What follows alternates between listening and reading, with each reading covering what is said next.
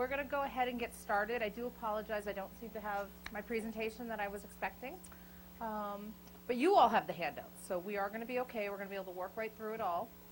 Let me start by introducing myself. My name is Rachel Manchester. I am here on behalf of LifeWork Strategies, and I'm going to be presenting this workshop today. My first question to all of you is, how did you make time to get here today? Came from upstairs? But how did you make time in your busy schedules to come and take a workshop on how to make time in your busy schedules? Lunch? Enjoy, please. Anybody else, if you need to eat your lunch while you're sitting here, that's fine. You put it on the calendar. So actually schedule time for it, put it aside. Well, we're going to talk about all of those sorts of things today. How do you do it? You know, what do you do to make time? Because the fact is, making time is kind of a misnomer. You can't make time. Time is finite. It's fixed. Once a second is gone, it's gone. The fact is, there are 24 hours in a day. You can't make any more. Now, our perception of time changes. I mean, anyone ever been at a party and having a really good time, and all of a sudden it's over? Or vice versa, you're in a staff meeting you don't want to be in, and all of a sudden that hour long, you think it just went on for like 17 hours? So it's a lot of it's perception, and we're going to talk today, how do we balance it all? My guess is most of you have stepped on a scale at some point in your life to look at it, and a lot of us try not to look at those numbers. But I want you to think about an old-fashioned scale with the two balances, one on either side, all right? And you're trying to reach equilibrium. And you're just going up and down.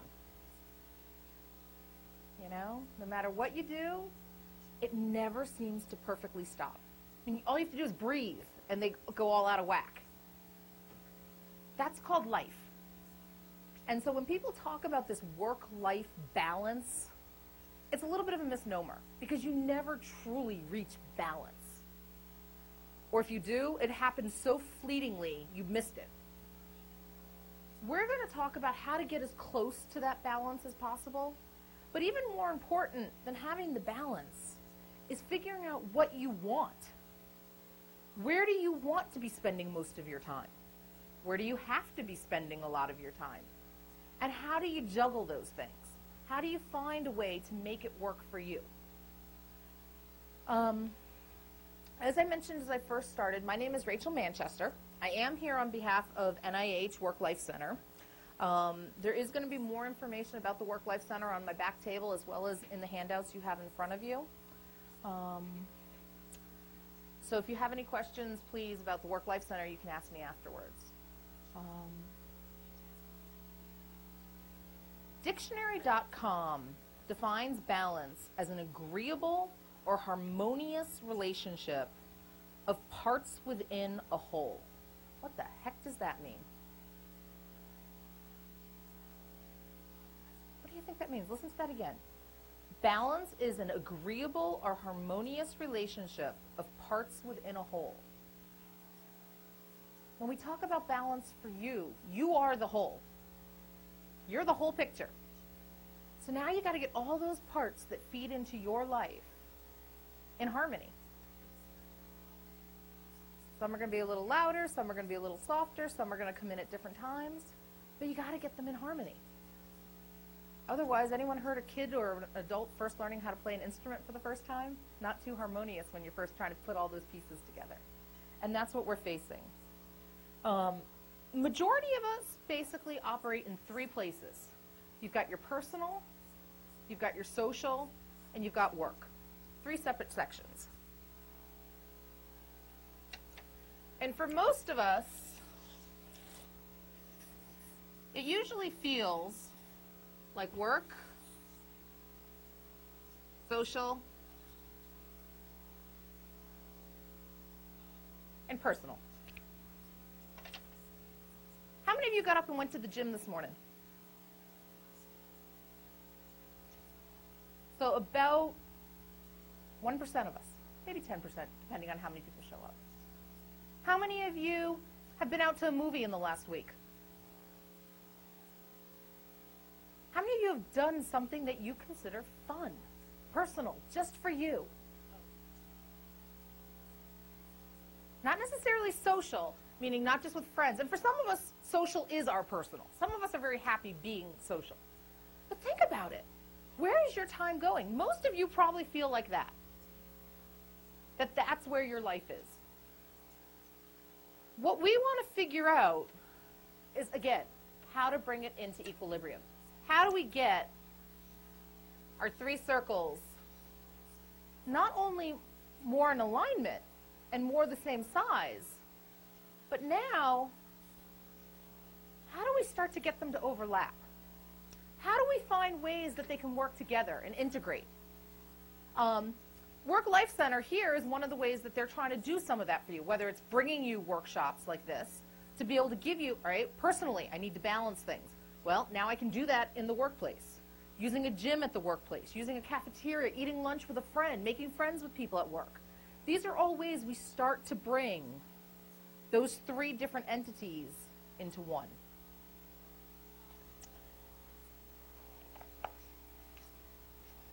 If you look in your blue packets, you'll have the little purple sheet that I'm going to ask everybody to fill out before they leave. You have the slide presentation, which is not up right now, but that's the presentation we're going through. And then you also have a handout. And the very first page of that says work-life balance. Number 1, my personal life suffers because of work. Anybody here feel that's true at all, ever? I'm glad to see some of you shaking your heads no. That's pretty rare. I miss personal activities because of work. My work suffers because of my personal life. Sometimes it works the other way. So this is something I really want to encourage you when you get a chance to take home, look at, use, read over.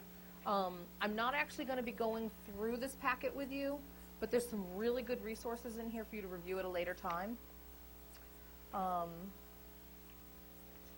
So my question to you now is going to be, how are we going to achieve that balance? If, as I mentioned a few minutes ago, you can't make time. You can't make more time. So how do we get balance? Is it managing time? Is it managing boundaries? What do you think? I mean, what has worked for you in the past? Let's start with that. What has worked for some of you? Managing time, how? Organizing tasks according to a schedule. Breaking them down, putting them on a schedule. Setting work down into either particular friend of mine taught me is having some sort of external after each office. So I don't think that you have to say childcare here, timing the clock, So again, it's really setting those boundaries firmly, saying, I have to be somewhere. And a lot of people do, you're right, respect those external reasons a lot more than a personal reason. But setting those boundaries very firmly. What else? What has worked? Being here, Mm-hmm. not worrying about what I see people. If I'm at work, I see people Mm-hmm. and worry about something. Focusing in the here and now.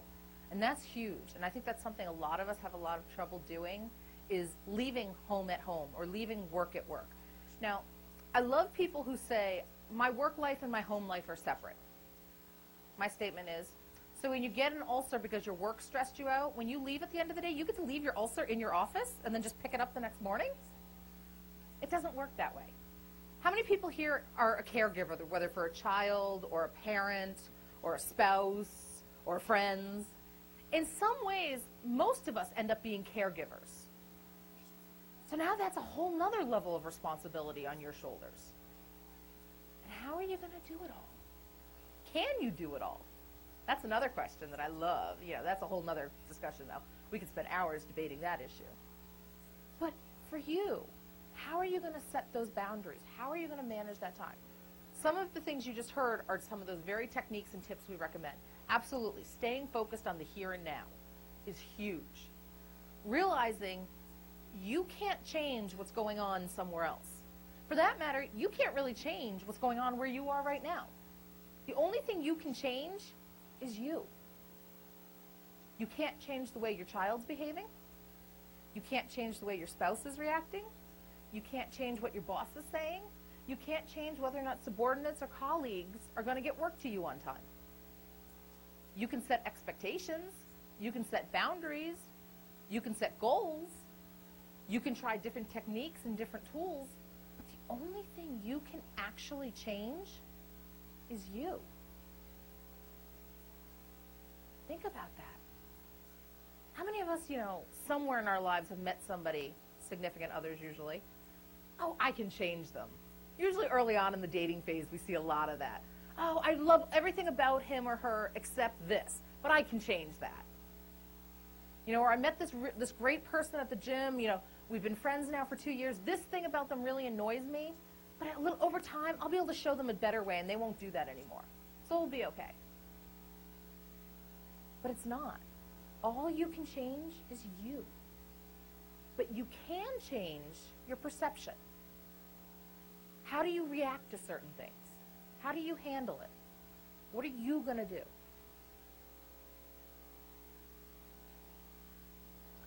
So what I want to do is focus specifically today on each of the 3 areas. We're going to focus on our lives in terms of relationships, in terms of goals, and in terms of rewards.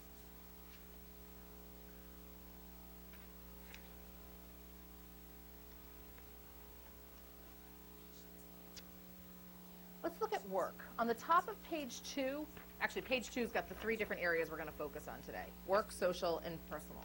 Let's focus up on work first. The kinds of relationships we face in the workplace. Customers, shareholders, associates, colleagues, maybe volunteers that you're working with. Who else do you work with on a daily basis that might not be listed here? What other relationships do you have in terms of work? Friends? Absolutely. Boss? Huge.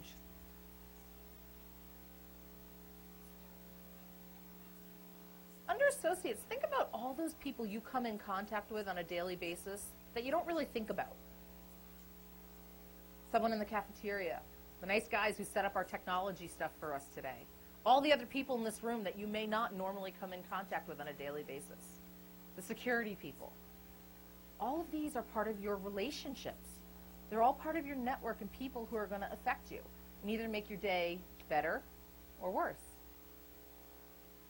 The kinds of goals we normally set in the workplace usually are service-related, productivity-related, profit-related, and success. Are these the things that you have on your list of goals? Think about that. These are what are the goals that are usually set forth in the workplace. What's your personal goals? Do they align with the goals of the organization that you're a part of now? And think about the rewards in the workplace. Usually we talk about how challenging things are. Most people don't like jobs that are boring. They want something that has some challenge. They want tangible reward. Who here would love to just work for NIH forever and never get a paycheck? We all want some tangible reward. We all need the tangible reward to pay our rent, to pay our mortgage. Confidence. Hopefully you're getting mentored properly. You're getting proper supervision that's going to help grow your confidence, not shrink it. And psychological well-being. And that's a piece a lot of people don't think about getting from the workplace. They think about that as something that comes from outside. But many people, someone who's talked to most retirees within a month after they've retired, psychological well-being plummets when you're out of the workplace. Now, that doesn't mean your psychological well-being is going to be high if you're in a workplace that isn't very good for you. But that's what we're talking about. Those are the things we're focusing on today. Then we're going to be talking about social. And when we talk about social, there's the idea of family, friends, helpers, acquaintances, support system. Okay? Again, these are people you come in contact with every day. And some of them you don't even think about. You know, I mentioned that earlier with work. It's amazing the number of people who are in your life that we don't even think about on a daily basis. People helping us bag our groceries. The guy in the gas station booth, you're out there pumping your own gas, but he's inside there keeping things running from the inside. If he wasn't doing his job, you'd have trouble doing your pumping out at the tank, no matter how much they charge you. So there's a lot of people who affect our lives that we don't think about. Usually our goals within social situations are looking for support, personal support as well as social support, intimacy and connection.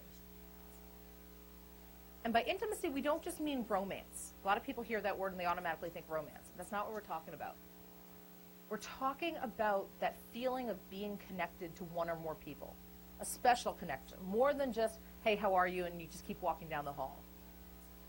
This is someone close. This is someone who knows your fears. This is that person who can look at you and say, you're full of baloney. We both know it. I love you, I care about you, but you're full of it. Okay? This is the person that knows what you want and can help you get there. Doesn't mean they've got all the resources in place to help you get there, but they're going to help you get there emotionally. And then we have the personal area, and this is what we talk about when we talk about self-concept, your body, thinking, feeling. What do you value? What's important to you? Here we see goals regarded to basic survival, growth, empowerment, personal exploration. And this is where we look at health, fulfillment, mastery, enlightenment, and serenity. How many of you feel you have serenity in your life right now? How many of you have had moments of serenity? Please tell me that there are at least moments of it somewhere in there. Okay, good. So if we have these three worlds, we need to think about how are we going to bring them together. And one of the things to realize is with these three worlds, believe it or not, most of us, this is the smallest one for us, but this is where we have the most control. Remember I talked a few minutes ago about you can't control other people? You can control you. I know it doesn't always feel like it. You know, you're thinking, oh, I don't have any willpower. Oh, I'm too tired. But believe it or not, you're the only one who does control you, even though it feels like everybody else does. So this is where we actually have the most control. Then we have a little more here. We get to pick who's our friends. We get to pick who we marry for the most part. You know, we can't always pick our family, but we get to have a lot more choice in social. You don't have as much choice in the workplace. You take a job, you've had choice now. You've had options. You've interviewed. You love the job. You're excited. And then your manager transfers, and then your coworkers start transferring, and the next thing you know, you have an entirely different team. Your grant's been cut twice, and you're working on a totally different project than you ever planned to work on. So where's your control? What do you have control over now? So you need to think about that. You need to think about where do you have control. When we have control, we feel empowered. We feel safe. And when we don't have control, that's usually where we feel unempowered. So why do people feel the most stress at work? They have the least level of control there. How many of you would feel comfortable when your boss walks in and says, here's a project I need you to do? Sorry, I'm too busy. You got to go give that to somebody else. No, really, I know that you need it done, but I'm too busy today. Find somebody else to do that. Y'all feel real comfortable doing that when your boss walks in? If a girlfriend picks up the phone and calls you, or a guy friend calls you and says, hey, you want to go for a round of golf? Most of us will say, sorry, I can't. I've got this huge pile of work. You know, I'd really love to go with you, but I can't do that today. But you don't do that with your boss. But you do that with your friends. I asked you earlier, how many of you went to the gym this morning? A lot of you wanted to. But it's a lot easier to control that piece. It's a lot easier to skip a meal than it is to tell your supervisor or your coworker, sorry, I'm not coming to your meeting. This is my lunchtime. I'm going for lunch. Because you control when you eat. You control your body. And that's why that personal piece becomes so small, because it's so easy for us to control it, for us to push it aside and focus on those things we don't feel we have control over. So what we need to do is set up a level of control. Set up a way for us to feel more in control in all of the situations, not just in our personal life.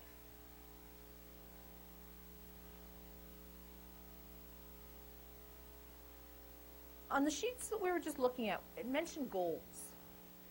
How many of you have written down your goals, your personal goals? Not your work goals. I'm sure a lot of you have had to do that with supervisors. But your personal goals for yourself. All right, I'm pretty impressed. It's about 25 to 30% of you have actually written them down. How many of you have thought about them but haven't written them? Yeah, always see a lot more hands when we talk about thinking versus writing. The fact is, writing goals is so much more powerful than just thinking about them. The other thing to think about goals, they're not just dreams. A dream is something that's really cool, and if it happens, you'll be excited. A goal is something you're going to work towards. A goal is something you want to make happen. And that's very important to realize the difference. When we talk about goal setting, we use an acronym called SMART. It needs to be specific, measurable, attainable, realistic, and time-bound. So if I said to all of you, I want to be a millionaire by the time I'm 30. Okay, specific, I want to be a millionaire. Measurable, $1 million. Reasonable? Sure, why not? Anybody can be a millionaire. Attainable? Maybe. Time-bound? By the time I'm 30. So that's a perfect goal, right? What do you think? Is that a perfect goal? Why not?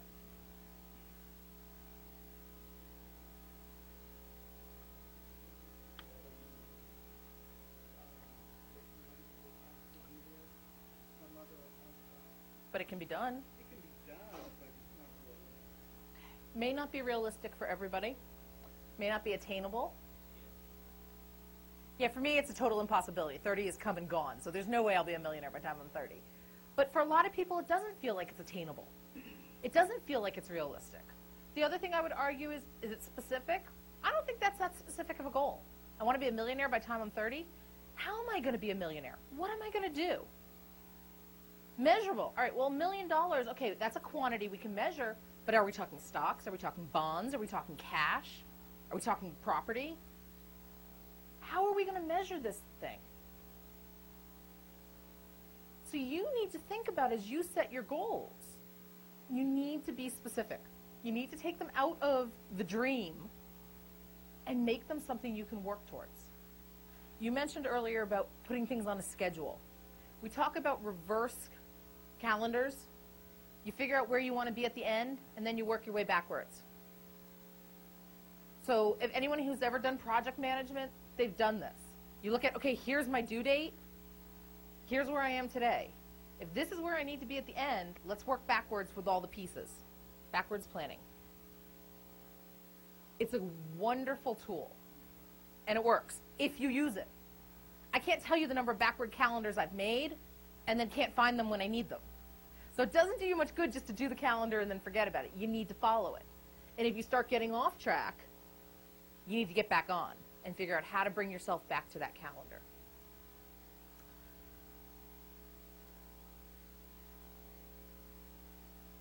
If I was to ask you, where's your time going?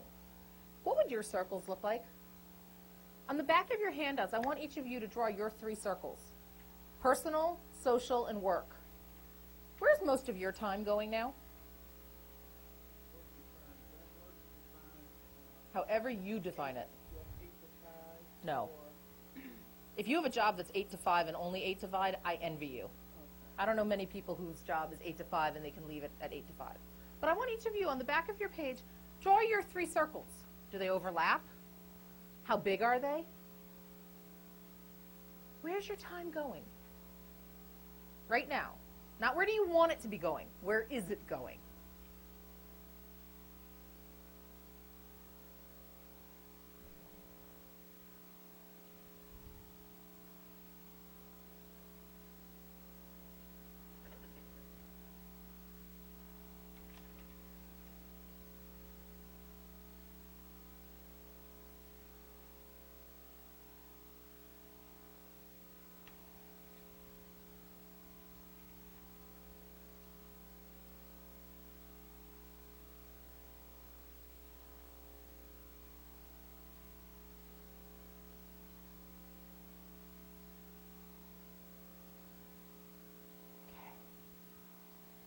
Are your circles the way you want them to be? Does your life look like you expected it to?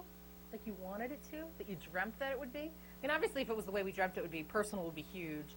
Work would be off somewhere because we would have inherited millions of dollars and we could do whatever we wanted and, you know, not worry about the paycheck. And really, not necessarily. What would yours look like?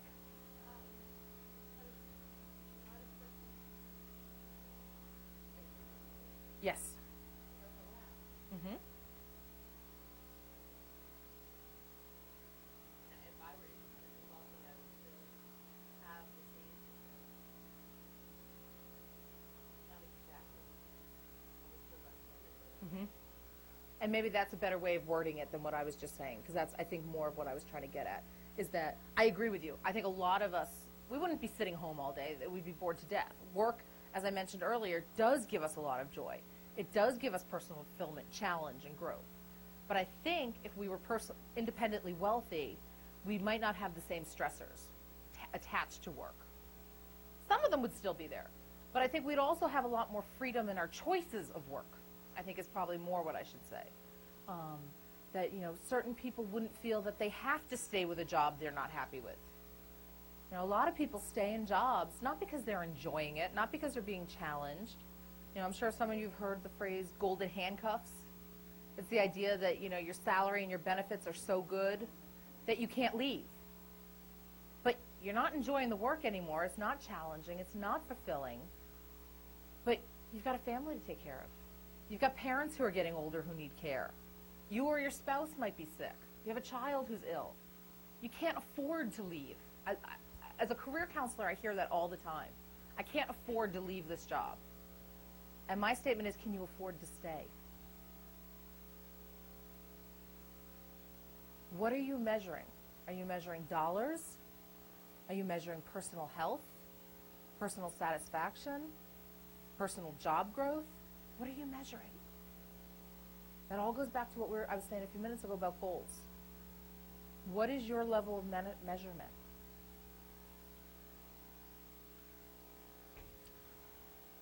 Eleanor Roosevelt said, and I'm on the top of page 4, one's philosophy is not best expressed in words.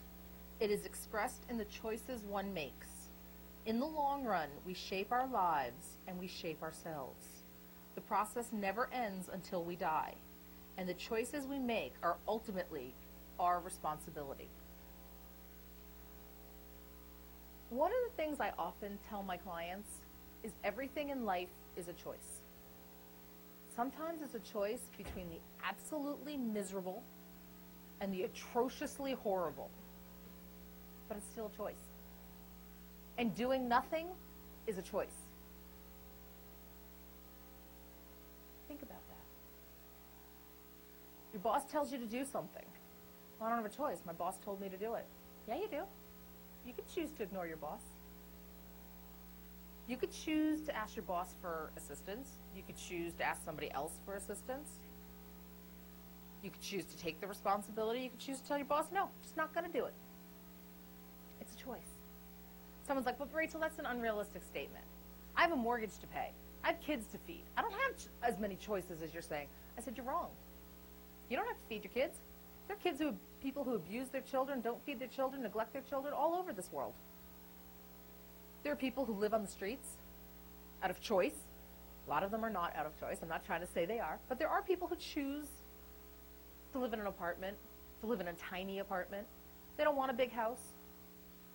You know, I was talking with one person who said, well, you know, I've got dogs and kids. I was like, you don't have to have pets. It's a choice. I'm not trying to sugarcoat this. I don't want people to think that. Life is hard. The choices we make every day, some of them are really impossible. But they are ultimately choices. And to regret a choice doesn't get us anywhere. We make the best choice we can with the information we have at that point in time. Do we always make the right choices? Of course not. We're humans. But we make the best choices we can with the information we have. So one of the best tips I can give you going forward to reduce this level of stress is remember, it's a choice. and you made the best one you could at the time. This goes back to what I said at the very, very beginning of this workshop. It's about perception. Sometimes you just need to change your perception. What do you think about? What's important? Where do you focus? What I want to ask you to do now is to think a little bit more about that focus, that perception of what is important. I want you to write down 5 most important things in your life right now. 5 most important things.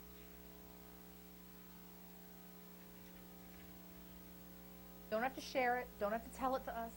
This is yours.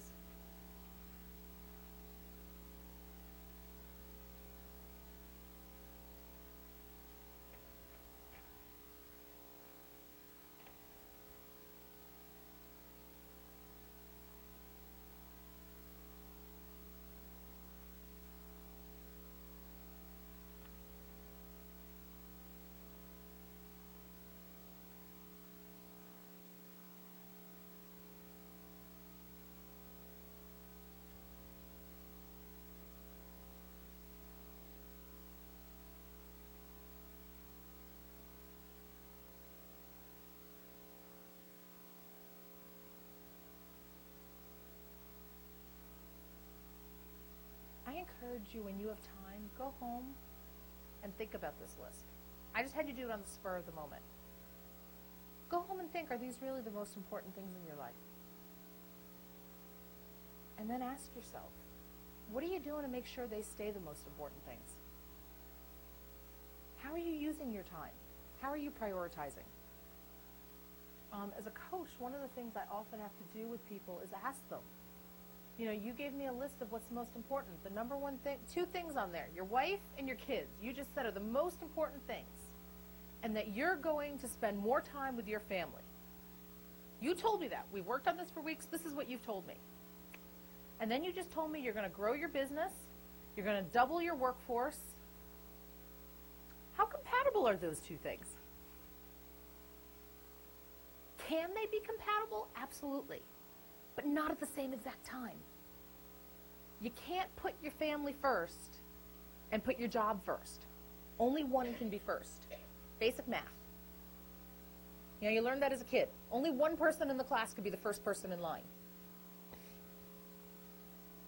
So what are you going to do? You make choices and you prioritize. And you decide, okay, maybe I won't double my workforce right now. Maybe I'm going to grow it by 10% every year. Maybe I'm going to make that a long-term goal. Because there is one thing that I have to tell you. When you pass away, the odds of you saying, dang, I wish I had spent more time at the office, is pretty slim. It's a lot more likely you're going to say, darn, I wish I had completed X. I wish I had spent more time with Y. It's those personal, that teeny little piece, that piece that ends up being so teeny that people tend to regret. I wish I had taken better care of myself. I wish I hadn't gotten so stressed out and given myself that ulcer.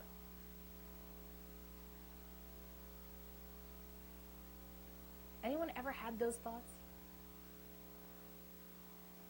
Think about your life where you are now. What would you do differently? My statement is, so do it differently. If you're regretting something, it means you're not happy with the choice you made. You know, I regret I didn't get that job. Okay? Why didn't I get that job? What was it about that job that I wanted?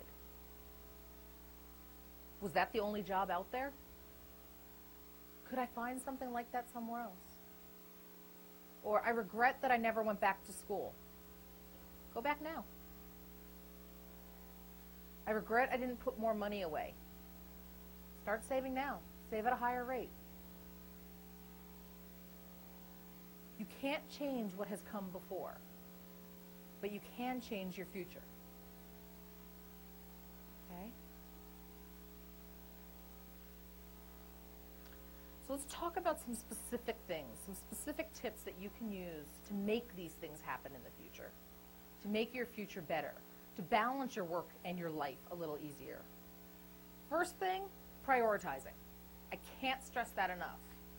You need to take what's important and figure out which one's first. Who's first in line? Anyone here ever heard of Franklin Covey? Ever? 7 Highly Principles, this book, that book. Stephen Covey, thank you. Franklin Covey is the system that keeps selling me my planners and everything. Stephen's the famous guy behind it. The website for Franklin Covey is amazing. There's all kinds of tools on there, not just stuff you can buy, but actually resources for people as well. And one of the things that helps you do is to write your mission statement. And a personal mission statement is kind of like, when you go through your appraisal process and they ask you, where do you see yourself? Where are you going? Well, this is your personal one. And I encourage everybody to have a personal mission statement. You don't have to go through Franklin Covey, because let me tell you, mine is definitely not linear. It's not organized like they recommend. Mine is all over the place, but my life is all over the place. And I'm okay with that. A lot of people aren't. Your mission statement needs to reflect you. It needs to be who you are. What makes you who you are? For some people, it's a visual. I've seen people have artistic, amazing mission statements that are pictures of people in their life. Parts of their church, their synagogue, their community, their family, their job, different hobbies they have. All of these things make you you. And so it comes back to this question of, what size are your circles? Where is you in all of this? And is it where you want you to be? So the first thing to do is prioritize. And how many of you make a to-do list every day? How many of you actually prioritize what's on that list? Or do you just write it all down and kind of hope you'll get to it all? How many of you actually finish your lists most days? My husband makes fun of me because I make lists every day, and 9 times out of 10 by the end of the day I can't find the list. But I've made the list, so at least I have it mentally in my head by the end of the day. No, what I've started doing this year, and that was my New Year's resolution, and I am actually doing it, I mentioned Franklin Covey, is I'm trying to use his system. His system's really kind of cool. If you can follow it and use it, it's difficult. But if you can follow it and use it, it does work. So I'm trying to get myself more structured. But what's going to work for you? How are you going to prioritize? Because having a list of what's important doesn't do you any good if you don't look at it. I actually disagree with that statement. One of the things that my wife does a lot is write this. That is because when she mentions things in her head about overthinking, Mm-hmm. she goes nuts. She overwhelms herself. She drives me nuts. Yes. She drives me nuts when we both are. And that's why we talk about taking those master lists and breaking them down smaller. Right. But You she have really to. throws them away. That's a problem. That's a whole nother section. That's the whole organizational workshop we'll do another day, which I need to take as well as I've offered. It cracks me up when I offer that one because I'm like, I need this more than I should be teaching it. But it's the idea of, and actually I recommend this, in your office, keep a list. I talk about prioritizing. Keep a list of your priorities. You can walk into most people's offices and figure out what's important to them. Look around their office. Do they have toys on their desk? Do they have pictures of certain people on their desks? Are their desks almost spotless with awards all over the walls? Or are they a mess with awards all over the walls? Do they have books everywhere? What's important to them?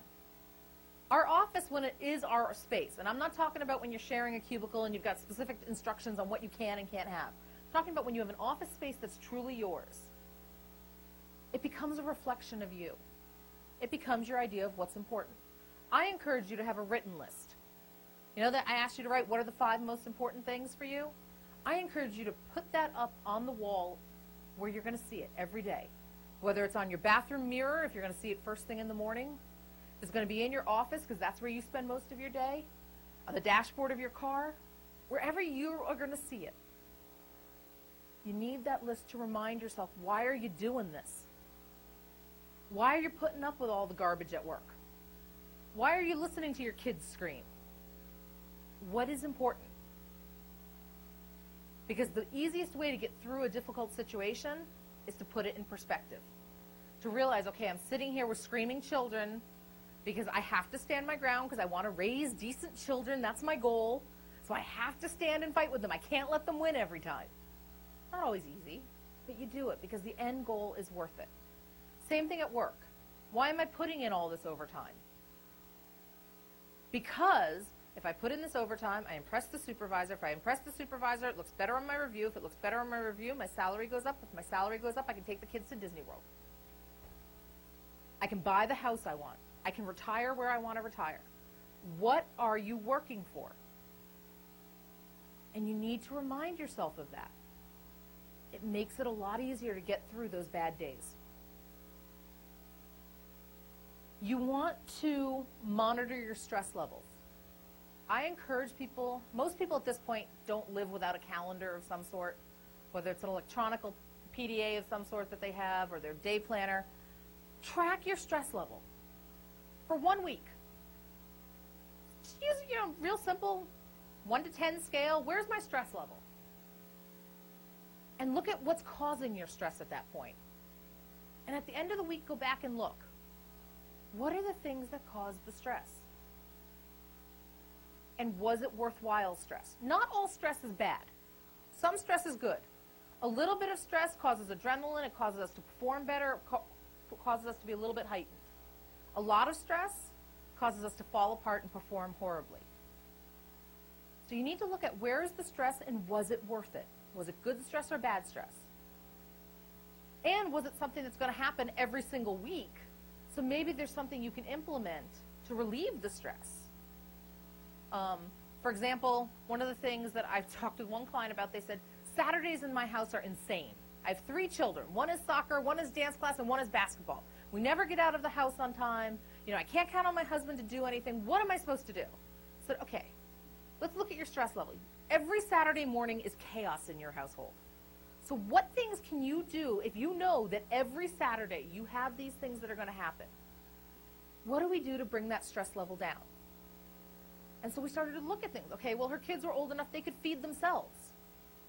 She didn't have to worry about making breakfast for them. She could count on the oldest one to make breakfast for the smaller ones.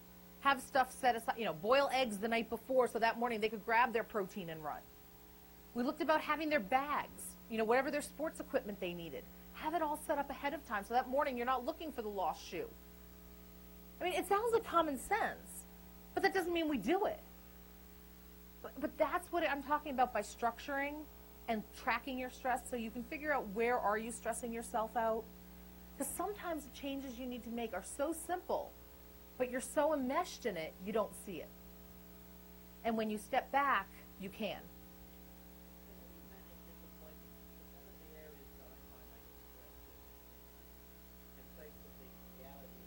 Mm-hmm. Putting demands on me and my boss not being disappointed. But then that's going to upset my wife. I will upset her. But then if I then go home early and keep her happy, look out. Absolutely.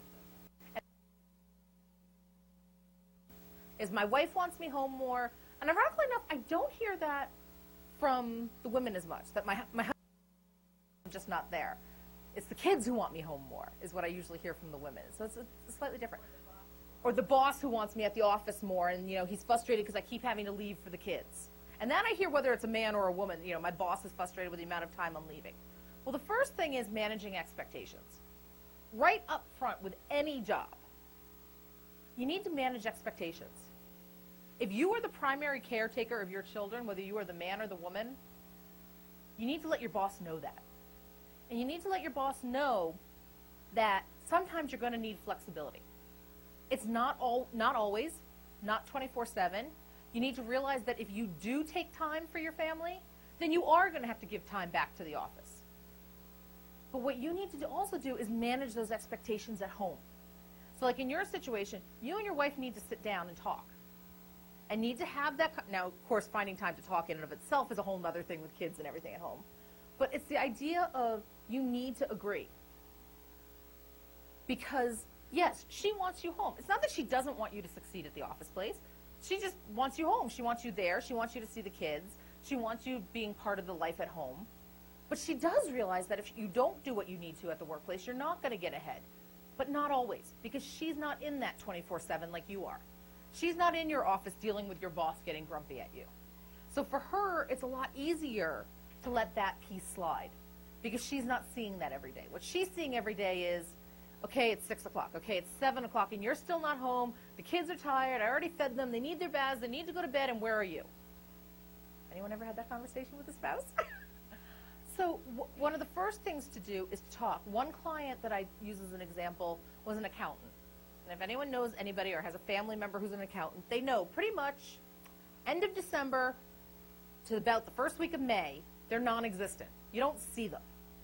They work 6 to 7 days a week, 10 to 14 hours a day.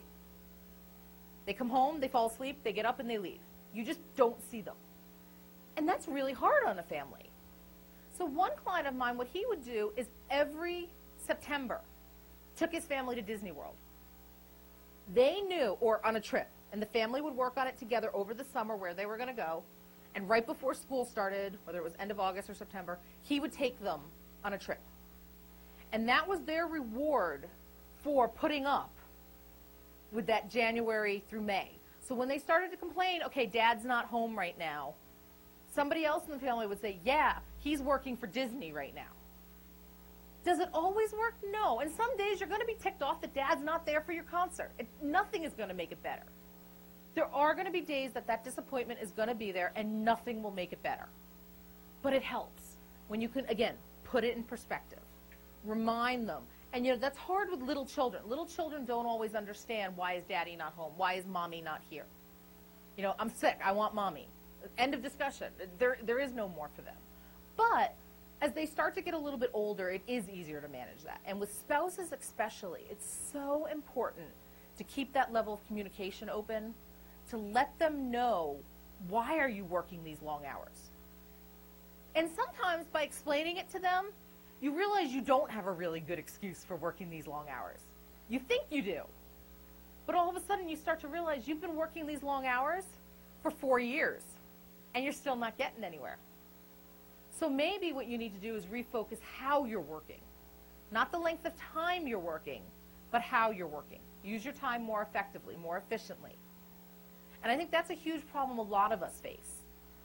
For example, just because somebody sends you an email doesn't mean you have to read it the second it comes in, and you don't have to respond right away. Just because your telephone rings in your office, you don't have to answer it. There's a novel concept. Ignore a ringing telephone. It's really okay.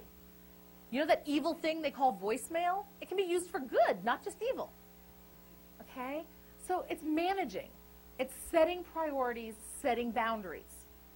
It means, okay, I'm going to come into the office, and for that first half hour I'm in the office, I'm not going to talk to people. That first half hour, I'm going to check my voicemail. I'm going to get through my messages. I'm going to respond to all the stuff I had on my task list from the day before. Now, is that always possible? No. There are going to be days you walk in and you have to hit the floor running. There's a crisis. There's something you have to deal with. But not every day.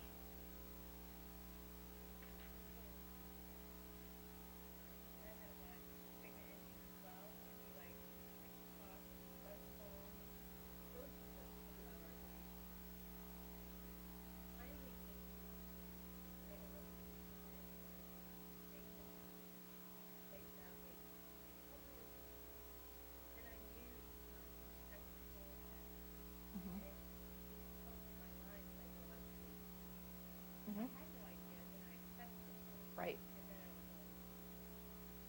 That's a great example. I know, like, with myself personally, I have a similar. I live around the corner from here. My husband works down in Herndon. So any of you who've ever driven the Beltway can just imagine some nights. He can leave at 4:30 and not get home till 7 o'clock. That's not his fault. He hasn't done anything wrong. He walks in the door. He's livid because he's been stuck in traffic for 2.5 hours. I'm livid because I've been stuck with the kids for 2.5 hours. But again, managing where you can. Like, I've told him, stop calling and telling me you're going to try to leave early. I'd much rather the surprise of you coming home early than the call saying, I'm going to try to come home early and not. So it's managing that expectation. That becomes so crucial in any relationship, whether it's a supervisor, supervisee relationship, spousal relationship, children's relationship.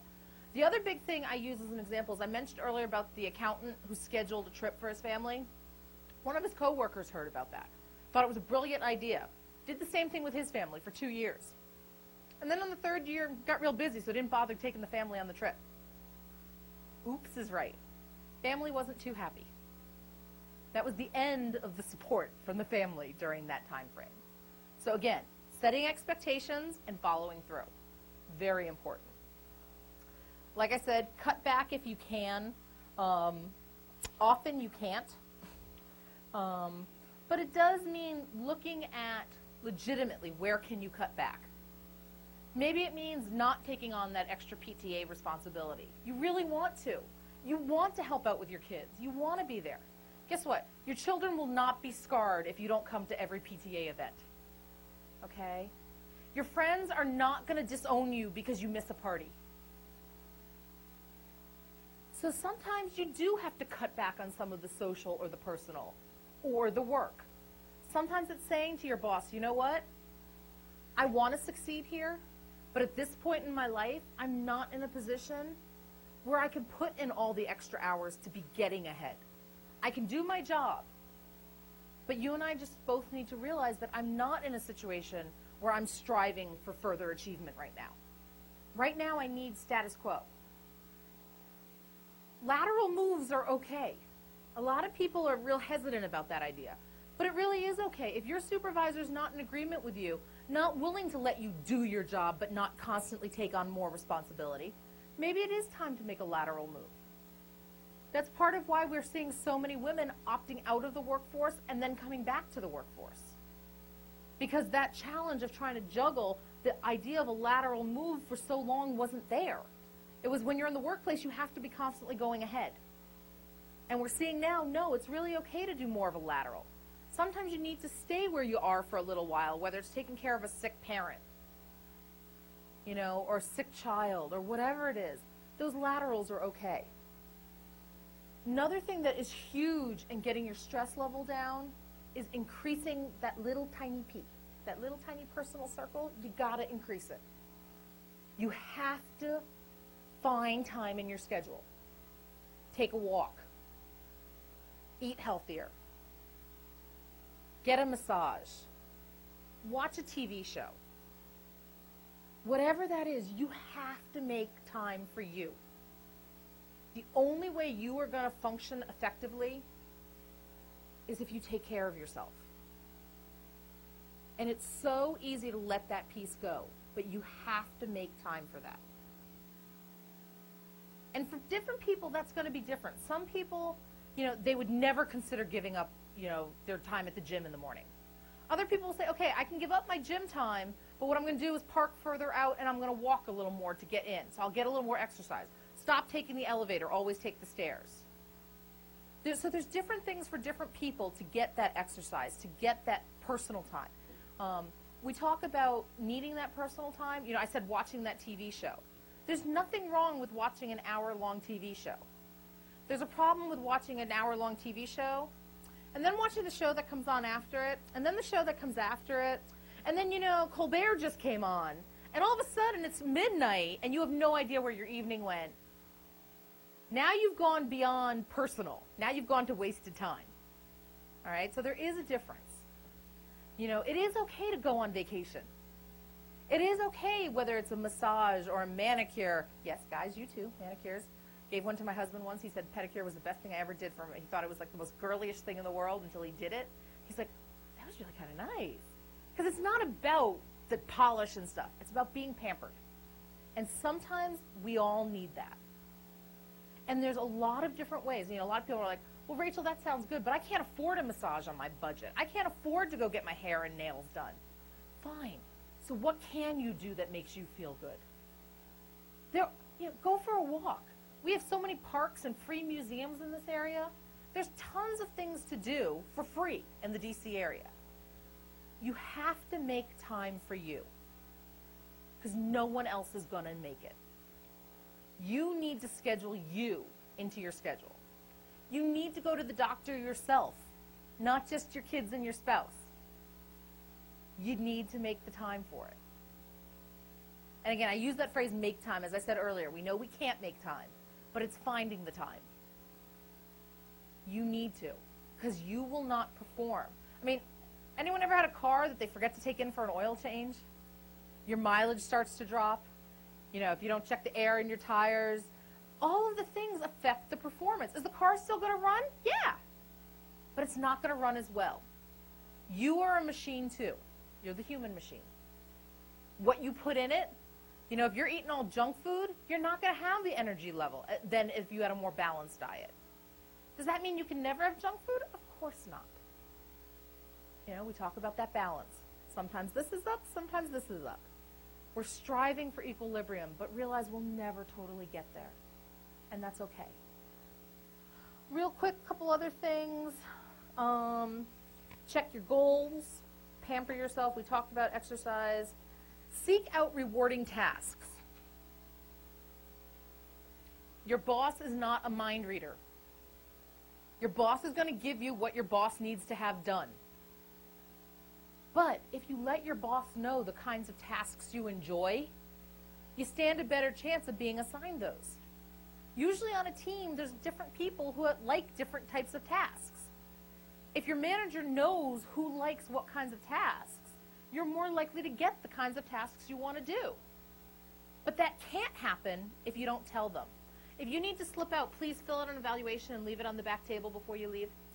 And I am going to wrap up because I know a lot of you do have to get back.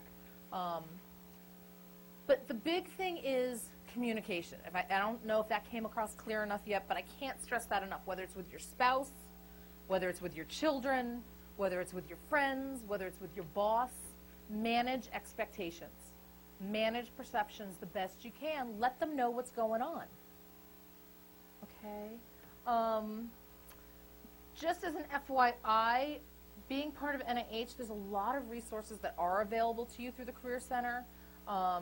Resource and referral for child care and elder care, legal and financial consultation, professional and confidential counseling through EAP.